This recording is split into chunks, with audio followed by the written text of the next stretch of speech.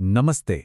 आज हम सीआईडी के एक ऐसे केस की कहानी में उतरेंगे जहां क्रिकेट का खेल सिर्फ चौकों छक्कों का नहीं बल्कि जिंदगी और मौत का खेल बन गया था। लेकिन आगे बढ़ने से पहले हमारे चैनल को सब्सक्राइब जरूर कर लें और बेल आइकन भी दबा दें। चलिए अब सीधा केस पर आते हैं। तो कहानी की शुरुआत होती है एक चलती हुई सीआईडी गाड़ी से, जिस पर अचानक एक बैग फेंका जाता है और उस बैग के अंदर एक बम, ढेर सारा कैश और एक चुनौती। बस यहीं से सीआईडी एक ऐसे जाल में फंस जाती है जिसे सुलझाना आसान नहीं था। उसी बैग में एक टेप रिकॉर्डर से आवाज आती है, मिस्टर खिलाड़ी की।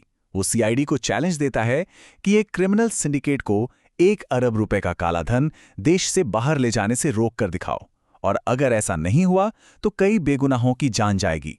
अब सोचिए, इतने बड़े और खतरनाक केस में सीआईडी के हाथ में पहला सुराग क्या था? बस ये, एक मामूली सा दिखने वाला क्रिकेट का स्कोर कार्ड। लेकिन कौन जानता था कि इसी कागज के टुकड़े में सबसे बड़े राज छिपे हुए हैं। तो सवाल ये था कि इस स्कोर कार्ड में छिपे कोड को आखिर तोड़ा कैसे जाए। यहीं से सीआईडी का असली दिमागी खेल शुरू होता है।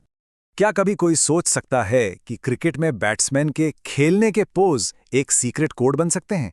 जी हां, मिस्टर खिलाड़ी ने ठीक यही किया था, और सीआईडी को इसे समझने के लिए मैदान पर उतरना पड़ा।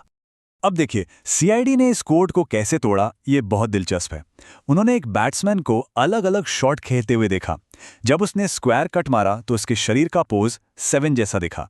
रिवर्स स्वीप से ई बना, पुल शॉट से टी और कवर ड्राइव से आर।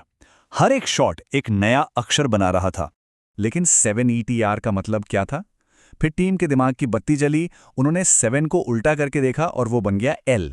और जब स्कोर कार्ड पर इन शॉट्स को जोड़ा गया तो एक शब्द सामने आया, LETTER, लेटर।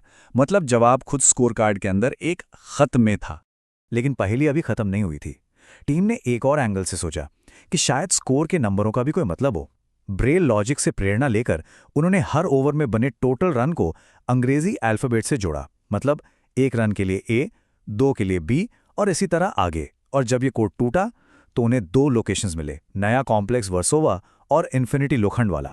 सीआईडी को लगा कि वो अब केस सॉल्व करने के बहुत करीब हैं, लेकिन ये सिंडिकेट उनसे भी एक कदम आगे चल रहा था। जैसे ही टीम इन जगहों पर पहुंची, खेल में एक बहुत ही खतरनाक मोड़ ले लिया। एक लोकेशन पर टीम पर स्नाइपर से हमला हो गया और दूसरी जगह पर उनके पहुंचने से पहले ही सारे सबूत हटा दिए गए थे। अब ये साफ था कि मिस्टर खिलाड़ी तो सिर्फ एक मोहरा था, असली मास्टरमाइंड अब खुद सामने आ रहा था। और फिर आया वो चौंकाने वाला मैसेज जिसने सब कुछ बदल कर रख दिया। ऑफिसर सचिन और पंकज को किडनैप कर लिया गया था। अब ये केस सिर्फ पैसे का नहीं रहा, बल्कि सीआईडी की अपनी टीम को बचाने की जंग बन चुका था। और दुश्मन का नाम था मिस्टर वन। अब दांव पर था सब कुछ। मिस्टर वन ने सीआईडी को एक आखिरी और सबसे मुश्किल पहेली दी। इसी को सुलझाने पर उनके अफसरों की जान बची हुई थी। चलिए देखते हैं कि टीम ने इसे कैसे हल किया। पहली कुछ ऐसी थी, मैंने तुम्हारी फील्डिंग सेट कर दी है। तुम्हारा तीसरा एजेंट देखता रह जाएगा जबकि शिकार छत के नीचे बैठा होगा। कोई शक हो तो डीआरएस ले लो। और इसके साथ एक खाली मैसेज भी था। ये सिर्फ शब्द नहीं थे, ये एक नक्शा था। सीआईडी ने क्रिकेट की इस भाषा को असल दुनिया से जोड़ा। केस की 2 मेन लोकेशंस, यानी 2 वकीलों के ऑफिस, बन गए क्रिकेट के 2 विकेट। थर्ड मैन की पोजीशन पर था खुद सीआईडी का ब्यूरो, और कवर की पोजीशन मतलब वो इलाका जो ब्यूरो से सीधा दिखाई देता था, यानी शिकार इसी कवर एरिया में कहीं था। तो फिर उस डीआरएस का क्या मतलब था? क्रिकेट में डीआरएस यानी डिसीजन रिव्यू सिस्टम में टेक्नोलॉजी इमेज को नेगेटिव में बदल देती है ताकि फैसला साफ हो सके। जब सीआईडी ने उस खाली मैसेज के साथ यही किया तो उन्हें स्क्रीन पर एक हंसती हुई बत्तख की तस्वीर दिखाई दी। ये कोई मामूली बत्तख नहीं थी। क्रिकेट की दुनिया में लाफिंग डक एक बहुत खास टर्म है।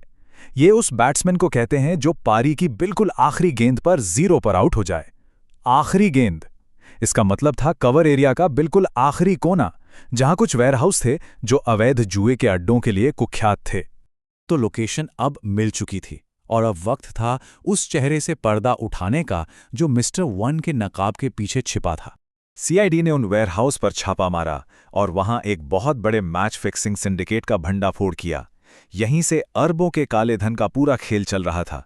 लेकिन इसे चला कौन रहा था? और जब मास्टरमाइंड का चेहरा सामने आया तो हर कोई हैरान रह गया। वो कोई और नहीं बल्कि देश का सुपरस्टार क्रिकेटर अद्वै था, जिसे पूरा देश एक हीरो मानता था।